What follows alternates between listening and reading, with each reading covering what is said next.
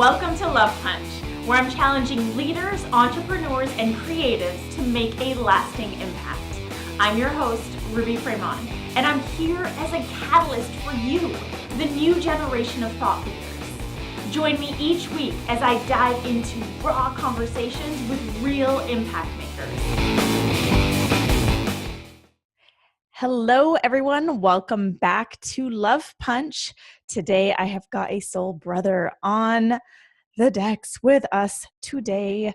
And Adam and I actually connected at a workshop a couple years ago that we were both attending.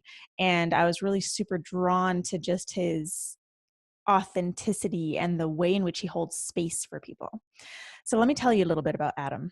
Adam Roa is a transformational artist who is committed to using creative energy to catalyze change on the planet.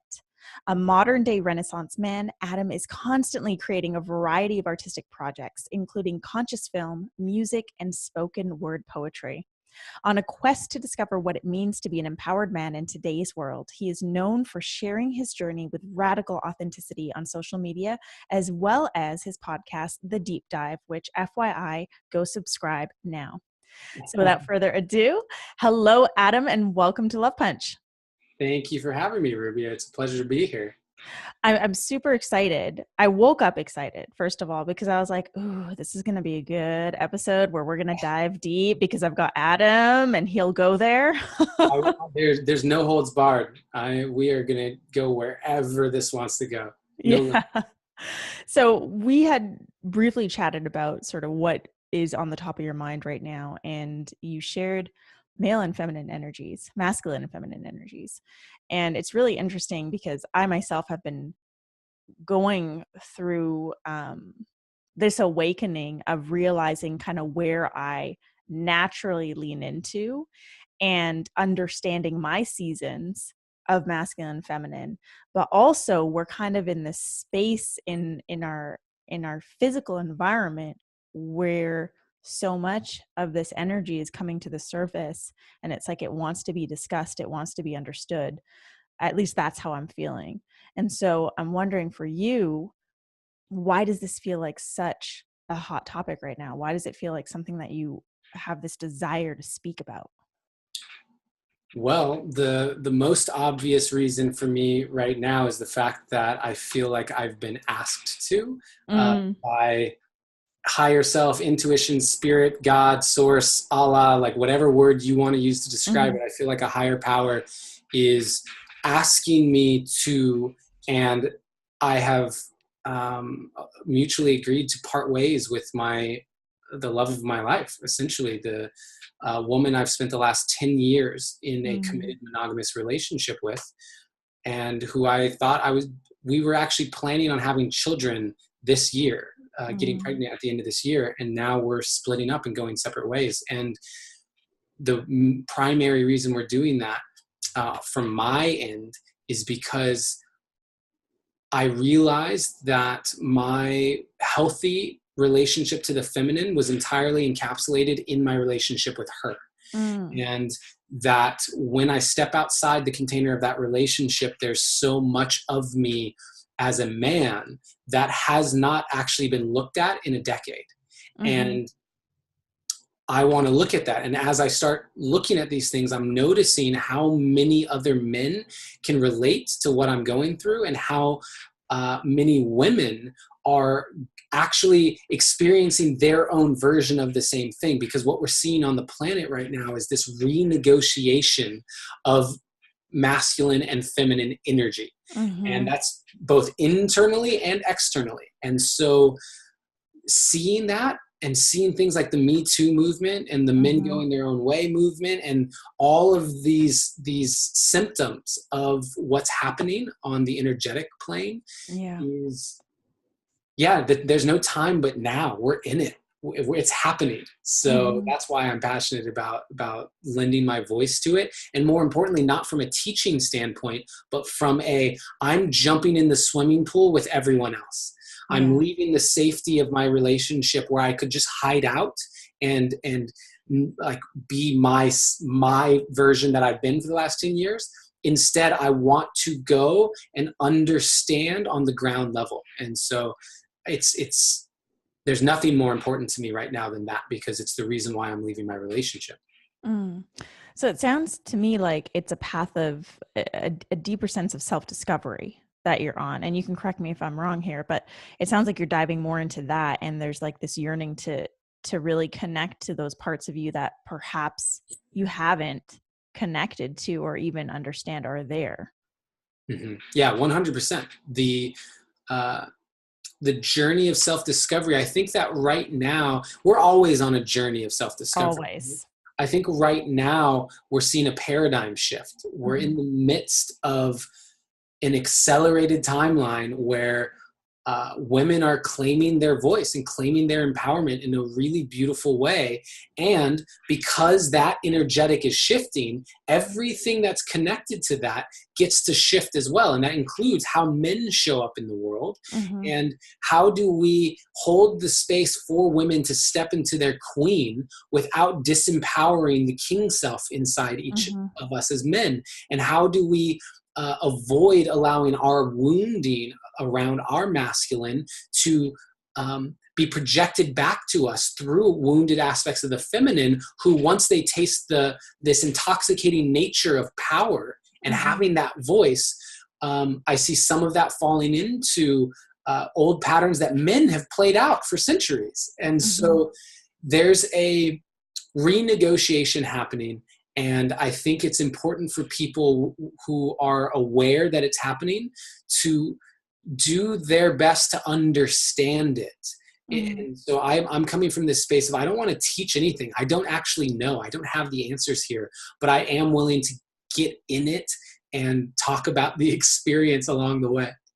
Yeah. And that's one of the things that I appreciate about you, is that you're willing to like leap first, but not just wait until you're done to then quote unquote teach, but actually speak about it as you're going through it, Mm-hmm. which I feel creates a deeper connection with your audience and those around you, because they feel like they're in it with you. And not only that, they feel like they're almost validated for what they're going through, because so many people are going through similar experiences like you described. And these experiences are paralleled. Like we're all kind of going through this really crazy time where there's a lot of intensified emotions. Mm-hmm. There's a lot of upheaval, and there's a lot of call for deeper evolution within ourselves.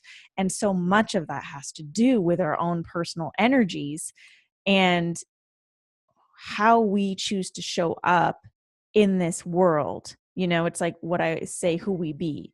And it's like, who are we being in any given moment, and what energies are we leaning into, and what is our perception of these energies, right? There's like this misconception of what these energies are. People argue over it, and they think that feminine equates to female and masculine equates to male, but that's not the case. And each energy, they each have their gifts. And I love how you said queen, because, you know, the feminine energy, yes, is so much of that queen, which is empowering, but the masculine energy is so much of the king, which is empowering. How can we then live in a world and in a time where we can allow ourselves to be kings and queens without having to sacrifice one for the other? Right. Yeah. How do we build each other up? Mm-hmm. You know, like, how do we create this dynamic where the empowerment, the expansion, the growth of any one energy leads to the growth of the other? And so we can talk about the male and female because it's most often exhibited that way when we talk about masculine and feminine energy. But I want people to listening to this to be aware that inside each and every one of us, we have masculine and feminine energy. Yes. You may express it more, like I express my masculine energy more. And part of that is because I am a male, and that is a huge tendency. And a part of that is the nurturing of how I grew up in the household I grew up in. Part of that is the societal conditioning, which seems to be set up in a way that rewards masculine energy more than feminine energy. All of those play into it. And it's all an external reflection of what's going on internally. And so there's a rising feminine empowerment. And that means that the feminine in me as well is also rising. And so if I have a unhealthy relationship to the feminine externally, that's a direct representation of an unhealthy relationship to the feminine that's inside of me. And that's why at the end of the day, it still starts with personal growth and the exploration of self and the healing of our own aspects that are not currently in wholeness. Mm-hmm. I'm breathing into that because I love that you just expressed that, and the unhealthy relationships that we have with these energies. It's so important to awaken to that, to be aware of that, by first even just asking the question, what is my relationship with this energy? Mm-hmm. You know, for me, it was I had this idea of what feminine energy was and this idea of what masculine energy was because I had such polar opposite parents. Yeah. And so much of this comes from our upbringing. And now, you know, in my almost, I can't believe I'm saying this, almost 40, I'm now learning to master, like, not even master, I'm now learning to like create my own definitions, but not only that, but my own healthy relationships and understanding of like, it's okay to drop into my masculine. It's okay to drop into my feminine. There is a season for masculine. There's a season for feminine. And also, when I bring that into my relationship at home, how do I drop into it in a way that also honors my partner? Mm-hmm. Yeah, that's a big one. And part of that has to do with a lot of us haven't experienced full empowerment before. And so not having experienced it before, when we taste it, there's well, how do I be with this now? And I think about it when I started training mixed martial arts, actually. So I was a wrestler in high school at a decently high level. And then when I got into college, I didn't want to wrestle anymore, but I started doing mixed martial arts and thought actually that I was going to pursue a semi-career in cage fighting. Oh shit, you learn something new about your friends all the time. Yeah, so that was what I was doing in college until I decided that I wanted to move out to Los Angeles and pursue an acting career. And in training, my friend split his eyelid open and needed stitches just with gloves and mouthpiece. And I said, "Oh, I don't want to get hit in the face anymore." Right. And the tangent. The point is, when I first started the mixed martial arts, there was an aspect of me that hadn't yet been brought into wholeness, which was this little late blooming Napoleon complex version of myself that had something to prove. And so I wanted to fight everybody. And I didn't actually do it, but I would go out with my friends, and at the time I was doing a lot of drinking, and just not back down in any way and be almost antagonizing in certain aspects. Like if someone I felt was rude, say something, whereas before maybe I'd just be like, I'm just going to leave that, because I was willing and like looking to prove something. And then when I actually became embodied in the training, meaning essentially once I learned how to actually fight, I no longer had a desire to fight anyone. I realized how easily you could seriously hurt someone. I didn't feel the need to prove anything anymore. I just knew it. It was embodied in me. It's like, I can handle myself. That's what I see happening in a different way on the planet right now, where when people get the taste of empowerment, right? There's now I need to prove that I'm powerful. I need to show something. I need to actually show something. And then after being with it for a while longer, then it's like, oh, I actually don't need to prove it because that power is in me. I feel it. I know it. And that's the shift that I hope we go into as a collective. I hope that both men and women can shift into the knowing of their power instead of the needing to prove of their power. Why is it that we as a society always feel a need to fucking prove shit to everyone and anyone, including ourselves? It's that fake it till you make it thing, right? Yeah. It's this, it's the ego mind wanting to protect itself. It very much is just this part of us that if we say it loud enough, Mm-hmm. we'll believe it. Yeah. And we're in the middle of that. For anyone, it's undeniable. If you're in the online space, it's undeniable how many people are really rising up and finding their true voice and using it for what feels like energetically the first time, like tapping into their throat chakras, activating their truth and using it. And when you're in that space of like finally finding or connecting to that ability to use it, there is a sense of freedom that comes from it. And then there's a sense of like, I can't shut up. Like, I just have to keep going. I just have to keep proving this to myself. It's this complete rebirth. And I feel like the world is at this point right now, which is why there's so many high emotions and so many intensified emotions and what feels like upheaval, when in the midst of it is like this deep, beautiful evolution that is actually taking place. Because I believe for far too long, our voices have been repressed and we've been too disconnected from our truth. And now we are coming back to our truth and reconnecting to our energies. And it feels really good. But what do we do with that? When you've never felt that before, it's like, what do you do with that? You know what I mean? 100%. But you're seeing it happen all over the globe, right? Yeah. So women just gained the right to drive in Saudi Arabia. Did you see that? No, then that's fucking crazy. For the very first time, that legally Wow. they're now allowed to drive, and it's a big deal, as you can imagine, especially in a part of the world where women are perhaps silenced Yeah. more than anywhere else. Mm-hmm. And so to see something like that is such an indication of the growth that we are having as a society, globally, as a global citizenship. And at the same time, we're seeing some really crazy things happening in the other direction where in order to have things in like have fairness, for example, you see Ivy League schools like a Harvard who are essentially making it harder for Asian Americans to get into the school because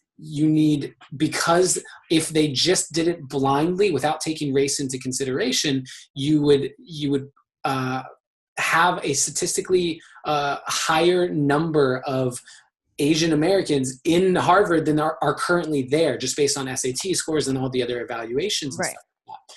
So what you have is a discrimination against Asian Americans happening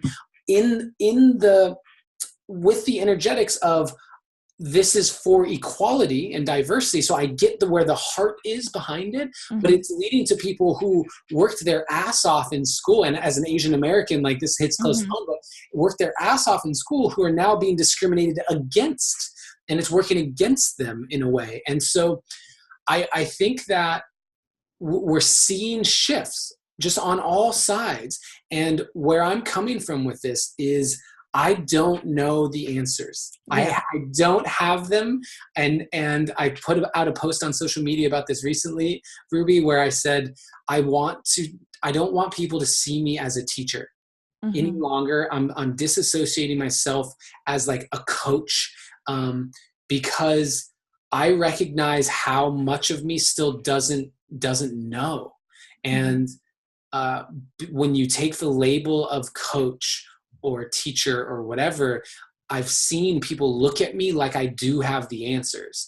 And instead, I want to be looked at as someone who's willing to go and explore it, which is where the artist comes in, and tell that story through my art and with my voice.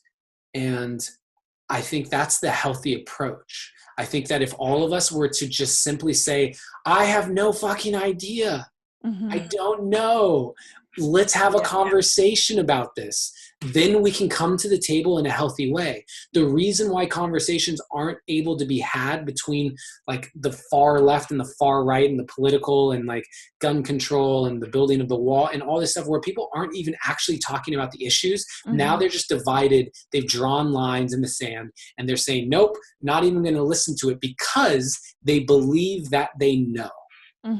And if they said, oh, I have no idea, and the person on the other side of the line said, I have no idea either, they could go, okay, well, let's see if we can figure it out. Yeah.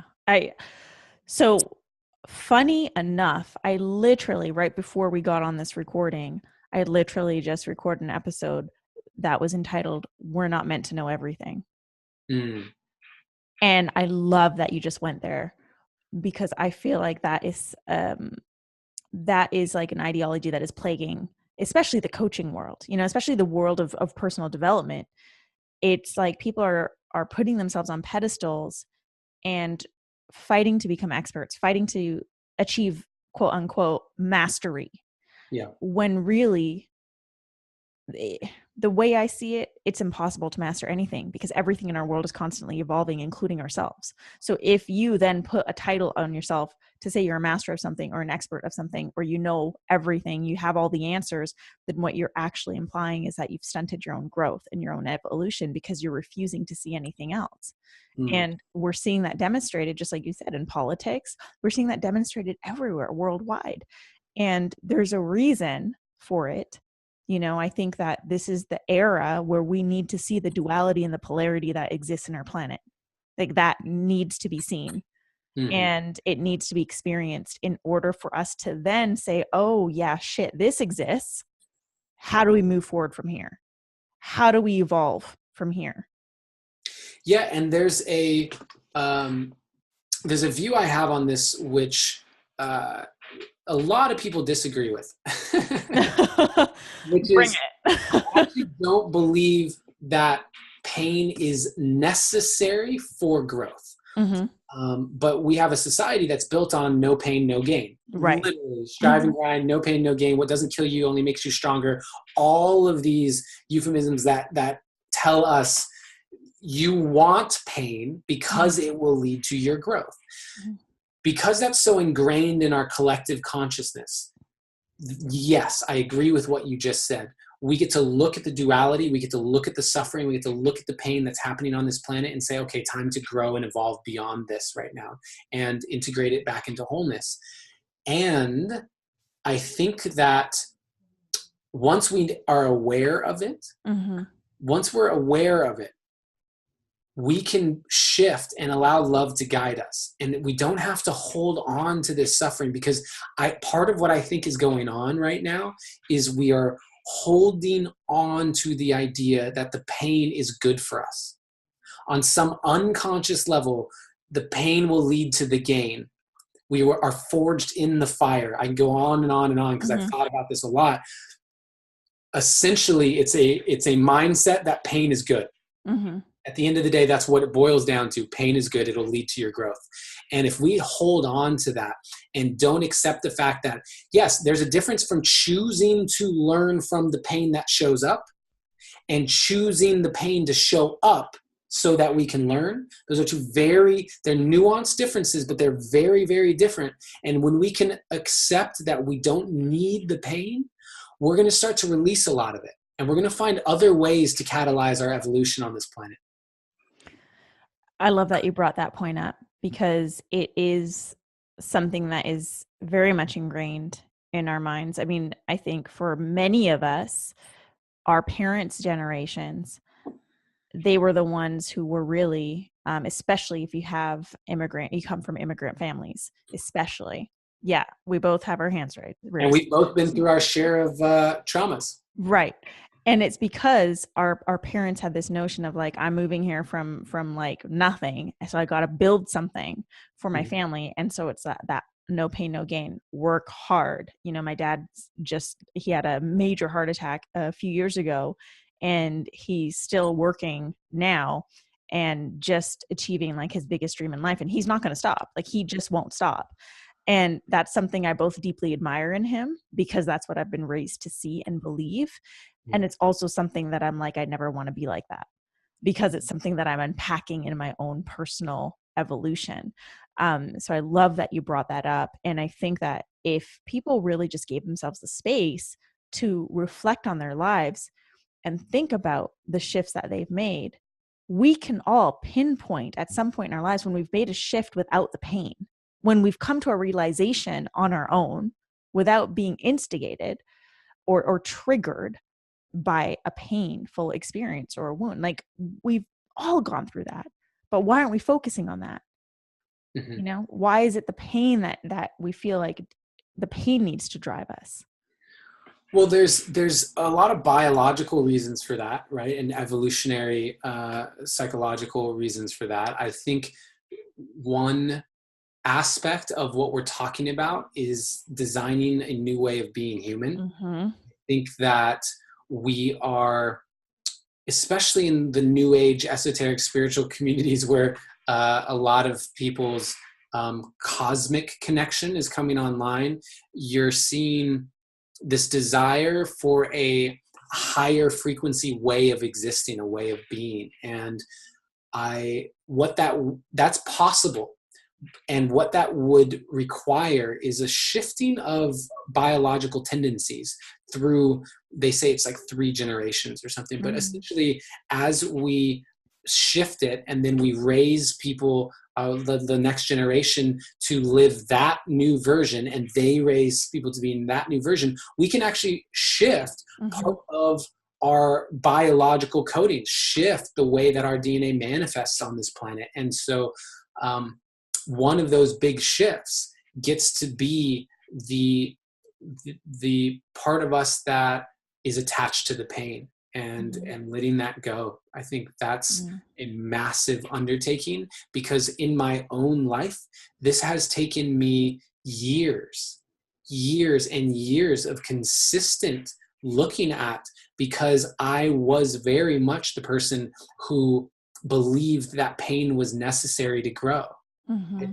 fully thought that. And a big reason that I thought that in hindsight is because I'd experienced so much emotional pain and physical pain too growing up, that it was a way of protecting my heart and Mm-hmm. saying, oh, my dad used to hit me with belts and things. That was just how I was raised. And I thought everyone got hit like that. Mm-hmm. And when I found out that they didn't, and then I later on got my dog, and it was the first experience of having something that I felt like was my responsibility in a parental type of role. Mm-hmm. And the imagining hitting the dog, I just couldn't. And then imagining hitting my child, I couldn't. But I know that that's how I was raised, so it's in me somehow.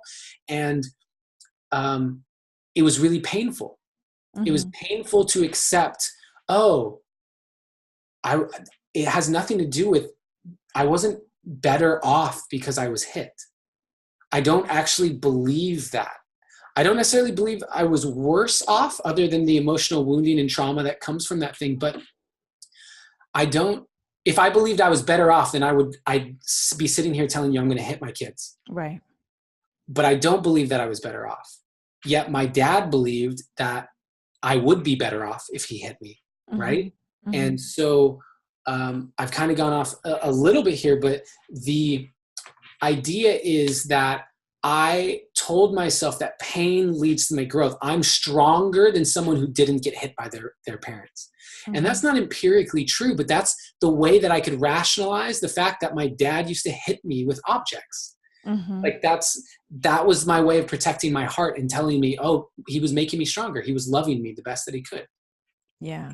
Yeah. And we all have those stories, right? We all have those, our wounded selves. And um, it's almost like at some point in our lives, we reach this space where we want to feel validated for the pain. You Mhm. know, it's like we've been carrying around the pain for a while. And then all of a sudden we find our voice, we find our truth, we start activating it. And now we want to use it because we want to feel validated. Right. And this is something I see a lot. A lot of people end up being coaches because they have their own journeys. They're like, oh, I want to help someone else get out of their pain, but they're still holding on to their pain because they're not approaching their story from this empowered place, right? You can be with your story from this empowered place, or you can be in your story from the wounded place of holding onto it. Mhm. And there's a very big energetic difference. And that was something that was huge for me, because I think for the first 2 years or at least the first year and a half as a coach, I was really holding on to the wound, because for the first time in my life, I felt like I had a platform where I could be heard and validated Mm. after, decades of not being validated for the pain that I had experienced. And the more I shared, the more I released, and the more I healed, because it helped me turn inwards. And now I look at my story and I look at my pain, but it's like it's detached, like it's not a part of me. Mhm. Before it was like tumors growing on me. Now I don't feel that. Yeah, the pain can often become an identity.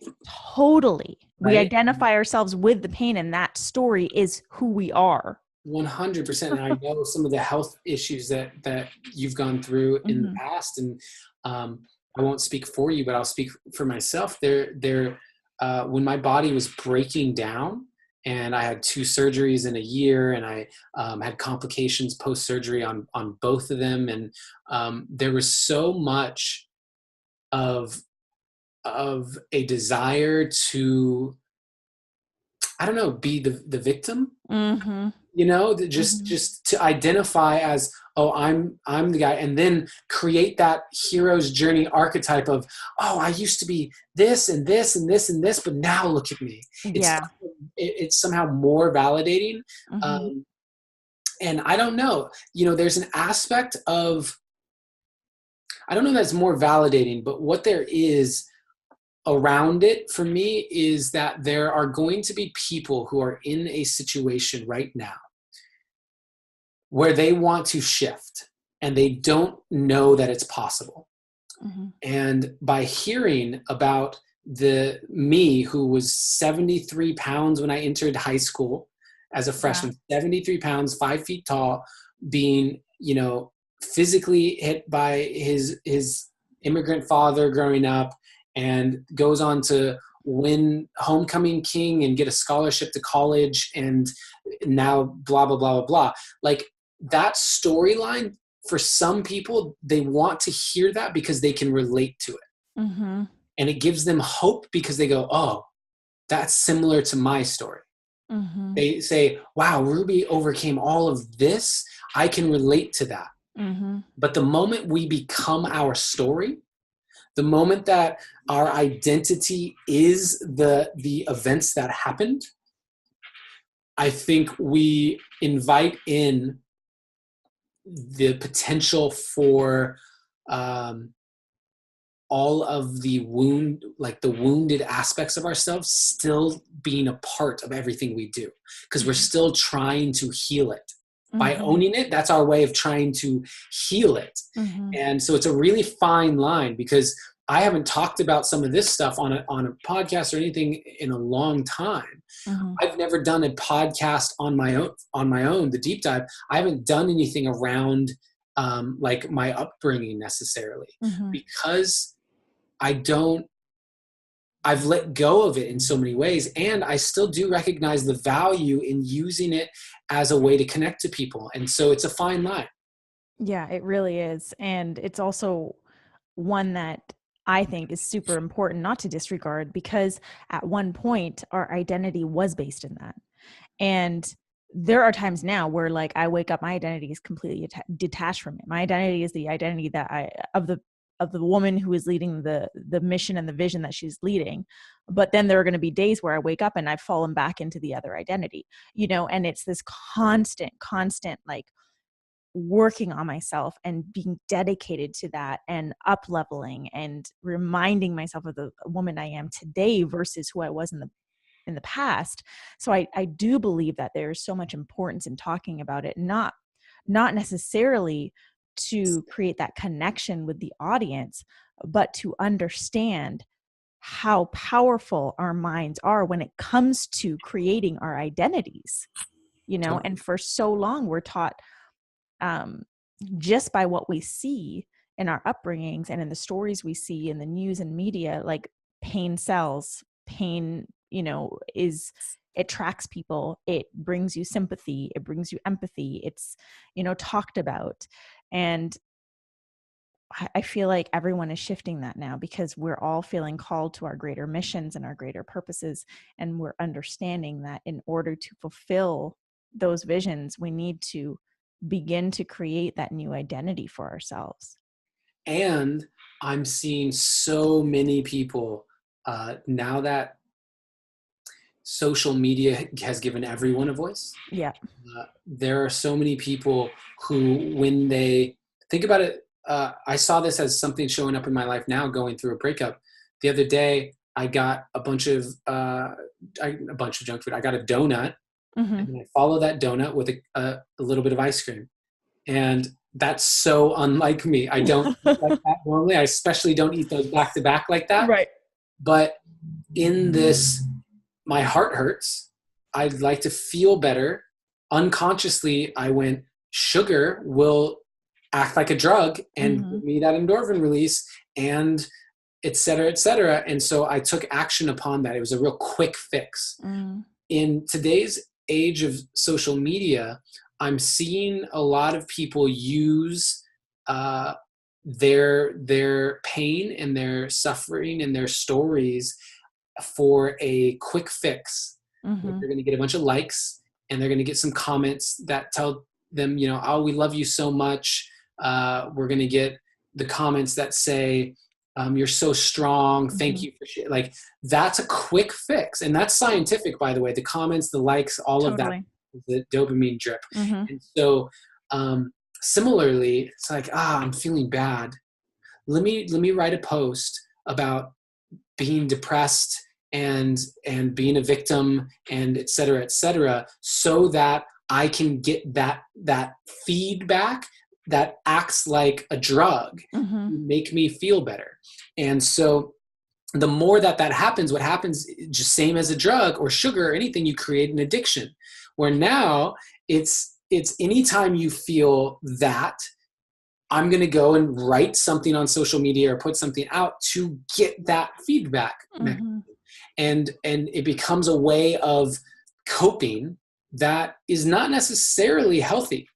So yes, I see both ends of this. I see people stepping into their empowerment and owning how far they've come in a really beautiful way, and this insidious thing where I can get a lot of people to make me feel better if I post this thing. Yeah, it's our addictions to other things have now turned to our addictions to social media for validation, for the dopamine hits, for just the acknowledgement of our existence. Totally. And our social standing is now being measured by or by followers.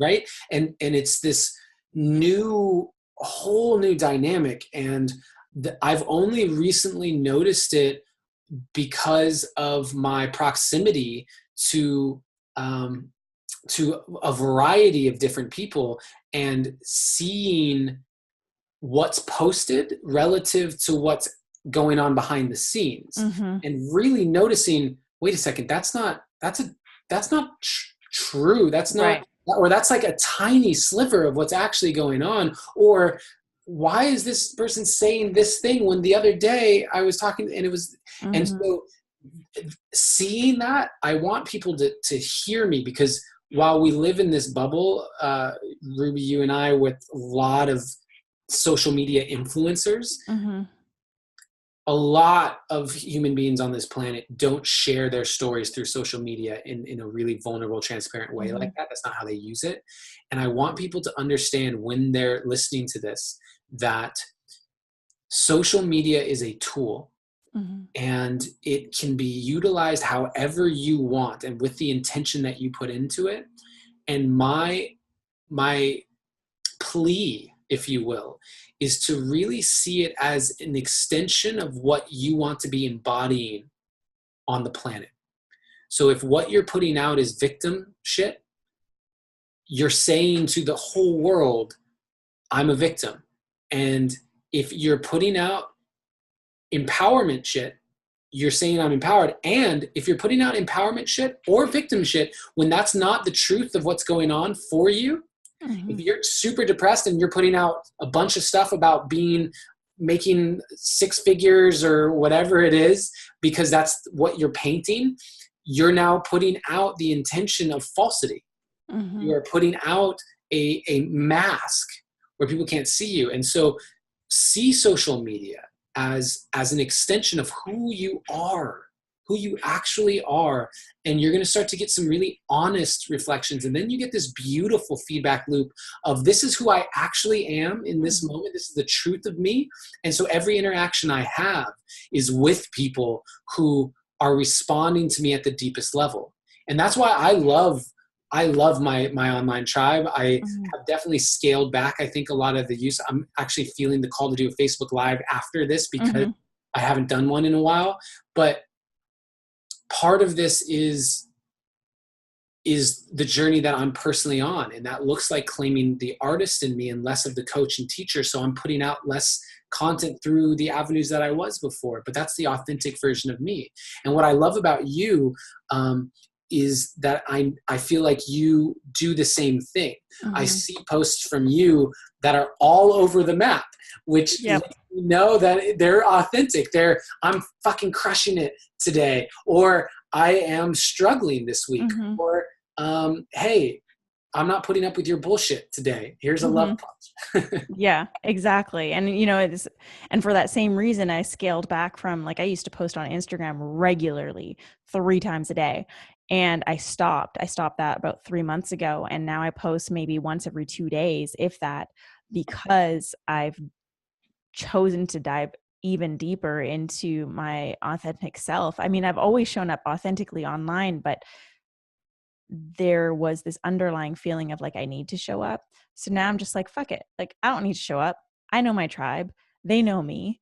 I'm good. Like, I don't need to do any of this. There is no need. There's no necessity.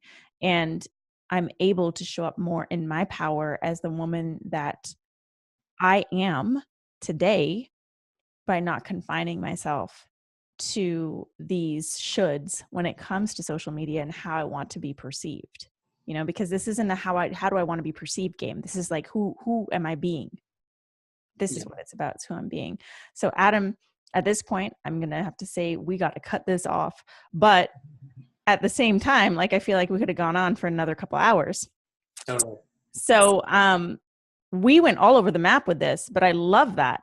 Yeah, I'm not sure if there's a through line. I mean, we went everywhere. Yeah, I have no idea. I don't think there is, but I think we gave, there was a lot of golden nuggets thrown and a lot of insight for people to really reflect on in their own lives. So this might be a little difficult, but at the end of every episode, I like to offer a love punch. And today it's your turn to offer a love punch, something that would sum up our conversation today for our listeners. Sum up our conversation. What would sum up our conversation? I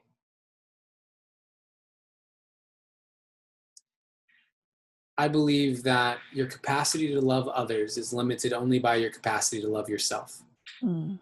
And everything that we've talked about today comes down to, how do you choose to love yourself? What does that look like? How does that feel for you? Because no one else can tell you what your self-love looks like. And so I just invite everyone listening to this to really find more ways to love yourself in the ways that feel most joyous. That's beautiful. Thank you, Adam. And thank you so much for just sharing your energy with our listeners. Why don't you tell them where they can stalk you online? AdamRoa.com is the hub, ADAMROA.com, and you'll find links to my podcast, The Deep Dive. You'll find links to Facebook, Instagram, Adam.Roa, Twitter, Adam_Roa, YouTube, it's all there. Perfect. That's awesome. Thank you so much. To our listeners, I want to say thank you for joining us on today's episode of Love Punch, where I am challenging thought leaders, influencers, and entrepreneurs like you to make a lasting impact. If you liked this episode with me and Adam, please share it with a friend, and don't forget to hit subscribe. If you're feeling a little extra love, drop a review on iTunes. And if you have any questions about today's episode, please reach out to me and Adam on social media. Our links will be in the notes. Thank you again, Adam. And I will see everyone back here next week for a brand new episode of Love Punch. Much love, everybody.